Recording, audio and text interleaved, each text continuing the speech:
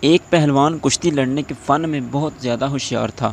وہ کشتی کے 360 داؤ جانتا تھا، ہر روز ایک داؤ سے کشتی لڑتا۔ وہ اپنے ایک شاگرد پر بہت مہربان تھا۔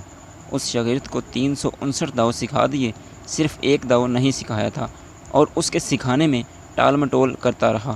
اس کا شاگرد کشتی لڑنے میں بہت ماہر ہو گیا، ہر طرف اس کی شہرت پھیل گئی۔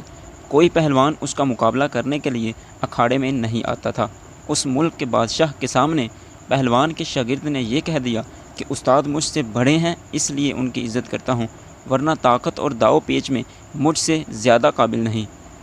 بادشاہ کو اس شاگرد کی یہ بات ناگوار گزری۔ اس نے حکم دیا کہ اکھاڑا تیار کیا جائے اور استاد اور شاگرد کی کشتی ہو جائے۔ ایک بہت بڑے میدان میں اکھاڑا بنایا گیا۔ کشتی کے مقابلہ کے روز بادشاہ اور اس کے تمام وزیر، بڑے بڑے حکام اور عام لوگ بھی یہ مقابلہ دیکھنے کے لیے جمع ہوئے۔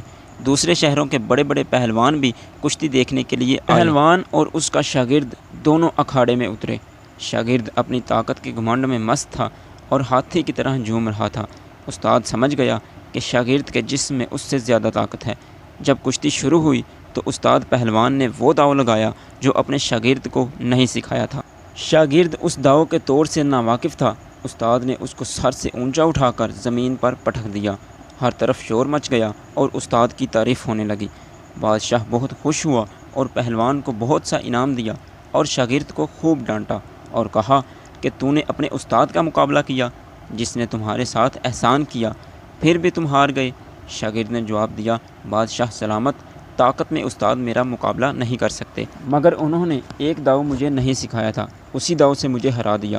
استاد بول اٹھا کہ اسی دن کے لیے میں نے وہ داؤ روک رکھا تھا اور تجھ کو نہیں سکھایا تھا، کیونکہ عقل مند لوگوں نے کہا ہے کہ دوست کو اتنا طاقتور نہ بناؤ کہ اگر کبھی دشمنی پر آمادہ ہو تو تمہیں نقصان پہنچا سکے۔